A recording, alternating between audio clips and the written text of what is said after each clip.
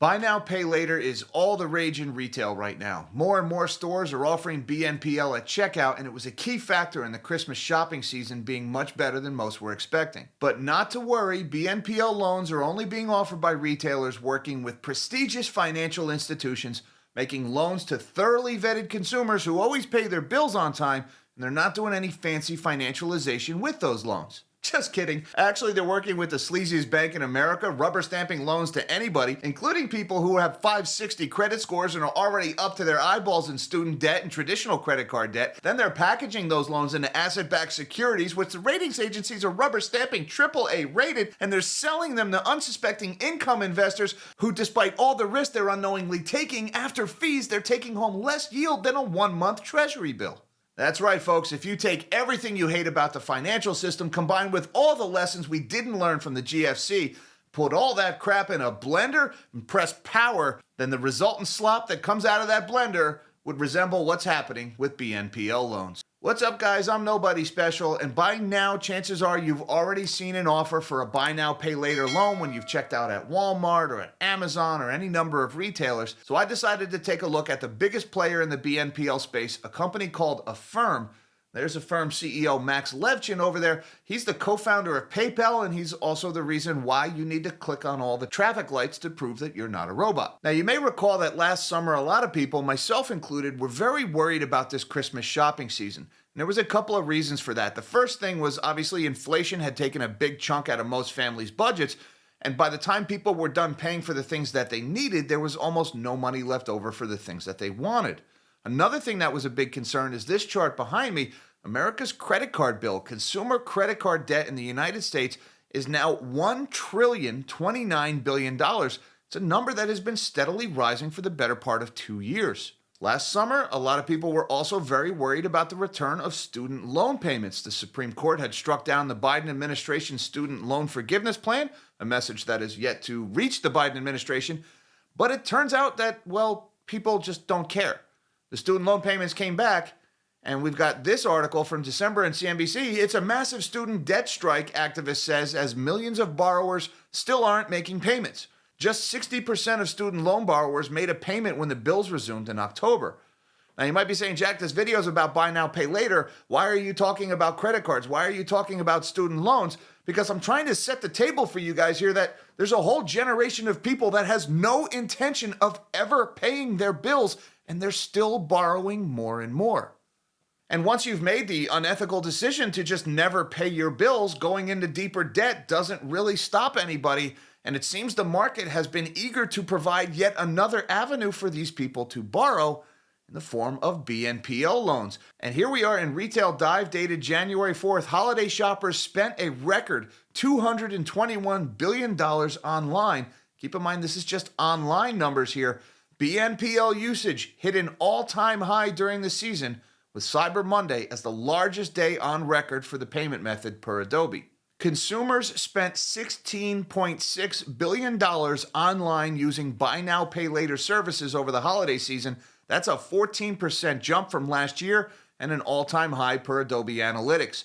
Throughout 2023, consumers spent $75 billion via BNPL payment platforms. That's also up 14.3% from 2022. Consumers didn't use this just a little bit. Tens of billions of dollars of new debt on top of over $1 trillion in credit card debt, on top of student loan debt. And there's nothing backing this. There's no collateral here.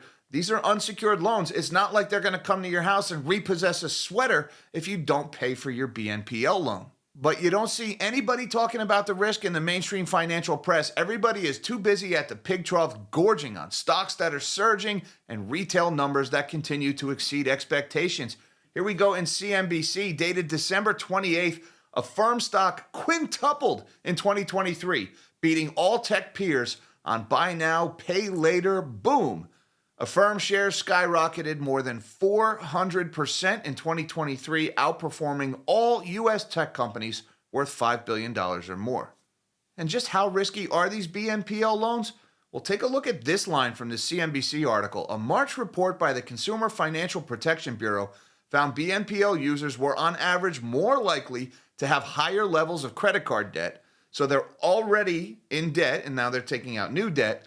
BNPL borrowers also tend to have lower credit scores, the CFPB said, with an average score in the subprime range of 580 to 669. That is the average credit score of a BNPL borrower is 580 to 669. The average. So half of them are lower than that. That's who they're making these loans to. And these are people who already have a mountain of credit card debt and student loan debt that they're also not paying back. And it was this paragraph that really started to worry me because of the claims that Affirm is making about their delinquency rates here. Affirm's defaults remain low by industry standards. Average delinquency rates for peers, such as Lending Club, SoFi, Upstart, and One Main Financial, increased from 5.7 to 6.3% between January and November, while Affirm's delinquency rate fell from 2.8% to 2.6%, the Jefferies analyst wrote in a report last month. So not only is Affirm claiming a default rate on their loans that is 1/2 to 1/3 of what their competition is experiencing, but they're also telling us it's trending down when the competition is trending up. Now, we have no way of vetting these numbers beyond what Affirm tells us because buy now, pay later loans are not subject to the Fair Credit Reporting Act, and so none of this data actually gets reported to the credit agency, so we have no way of challenging these numbers. I guess we're just going to have to take their word for it. Now, Affirm is chalking up this hard-to-believe delinquency rate to the fact that they're saying they base loan decisions on a variety of data points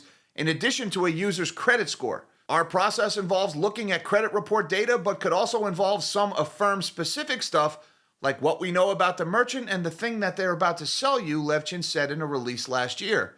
And again, I have to challenge this statement because anybody who's ever bought anything with BNPL, they basically just ask you, would you like to BNPL Y or N? That's pretty much it, folks. Name, phone number, email, maybe the last 4 digits of your social security number, but it's hard to believe there's any kind of deep dive or vetting that goes on in the couple of seconds it takes you to input that data. And again, if these loans are being given to people with an average credit score in the subprime range, then obviously they're not vetting these people at all. They're just rubber stamping the loans. Also casting doubt on Affirm's 2.6 to 2.8 default rate that they're claiming is this study that was done by LendingTree back in 2022 that found that 42% of BNPL buyers had made late payments. Now, late payments doesn't equal to defaults, but if 42% of these people are late with their payments, it's pretty hard to believe that only 2.5% of them are actually defaulting on those payments, especially when all of Affirm's peers in the space are claiming numbers 2 or 3 times as high as that. And I would add that this study was done back in early 2022 when student loans were still on pause and most people had much lower credit card balances than they do right now. Again, these numbers that Affirm is claiming about their delinquency rates are really hard to believe. And if the size of the numbers involved in the low credit scores and the hard to believe claims about delinquency rates don't already scare you, take a look at this one from Affirm's website talking about their financing partners.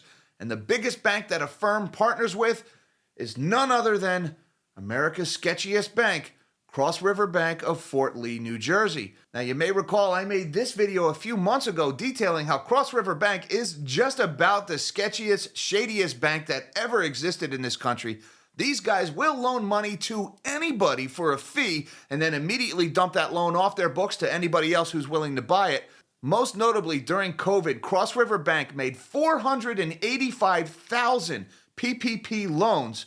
This was despite them only having 200 employees, and yet they claim each and every one of those loans was thoroughly vetted using their most rigorous review process, and that it totally had nothing to do with them just rubber stamping loans to anybody in exchange for a fee and then dumping that loan right onto Uncle Sam's balance sheet so they collect a fee and take none of the risk. And well, that is exactly what Cross River is doing with Affirm now, because people with 580 credit scores and mountains of existing debt are being approved for loans that have no collateral, there's no asset to repossess in the event of non-payment. And what Cross River Bank is doing is they are immediately turning around and selling that loan right to Affirm, who buys it off their balance sheet. Because Affirm isn't a bank, they need Cross River Bank to make the loan and then immediately sell the loan to Affirm, who's totally not a bank, even though basically it's bank. And if you think Affirm is just sitting on those loans, leaving all that risk on their own balance sheet, well, you got another thing coming, because of course, what do we do with toxic debt nowadays? We package that crap up into bonds, we claim it's a safe investment, and we market it to unsuspecting investors. Here we go in the asset securitization report dated November 27th. Affirm prepares to raise $406.6 million from investors secured by point-of-sale financing. Affirm, one of the largest providers of point-of-sale unsecured consumer loans, is sponsoring another securitization. They've done this a few times now, hoping to sell $406.6 million to investors through a transaction called Affirm Asset Securitization Trust 2023 X1. That's the name of their bond that is made up of loans to people with an average subprime credit score that has no collateral backing it. But don't worry, folks, our ratings agencies are all over this one. Surely they're going over this with a fine-tooth comb and looking out for the average investor, right? And here we go in Morningstar. DBRS Morningstar finalizes provisional ratings on Affirm Asset Securitization Trust 2023 X1. But don't worry, folks, the ratings agencies are all over this one because they have rated the Affirm Asset Securitization Trust 2023 X1 as 82% AAA rated. Wait, what? $334.643 million out of a $406.6 million bond. Yeah, that's about 82% AAA rated. Loans to people with subprime credit scores, average subprime credit scores, so half of them are lower to that, people who already have mountains of other debt and student loans that they have no intention of paying them back, loans that are unsecured, no collateral, there's nothing to repossess because they're buying clothes and stuff like that. A bond made up of garbage debt like that has been rated 82% AAA. So this left me scratching my head wondering who in their right mind is buying this garbage. And I knew the answer before I asked the question. Somebody who's not investing their own money is the only people who would ever buy this crap. So I went looking for who the big owners of this were, and I found a couple of ETFs. They're mostly bond or income ETFs. Now, these are exchange-traded funds that are marketed to investors as safe investments that can generate a yield for them. Here is one such ETF, the Janus Henderson Securitized Income ETF, ticker symbol JSI. Now, most of the holdings in this ETF are made up of Fannie and Freddie loans. Those are loans that are insured by the United States government, so they're very low risk. But if you scroll way down on the list of their holdings, there it is, the Affirm Asset Securitization Trust 2023-X1, one that was 82% AAA rated by Morningstar, made up of $406.6 million worth of BNPL loans, is sitting in this Janus Henderson Income ETF. It only makes up about 0.73% of the fund, so this isn't a deal breaker for this ETF. But I have to wonder, do the people investing in these funds really understand what is in them? That's why it's so important to actually open up the prospectus and look, because anybody who bothers to look would see that this safe income-generating ETF is putting at least a small percentage of their holdings into some of the riskiest debt to the riskiest borrowers that the financial system has ever produced. And what are they getting for that? Here's the yield, 5.47%. A couple of basis points higher than the interest rate on a one-month treasury bill. And if you factor in the fact that it's probably people's financial advisors that are putting them in this ETF and that those financial advisors typically take 1% to 2% for fees, at the end of the day, these people are taking home less yield than a one-month T-bill in exchange for owning some of the most toxic sludge the financial system has ever produced. And you'll find Affirm's most recent bond offering also sitting in this fund, the Strive Enhanced Income Short Maturity ETF, ticker BUXX.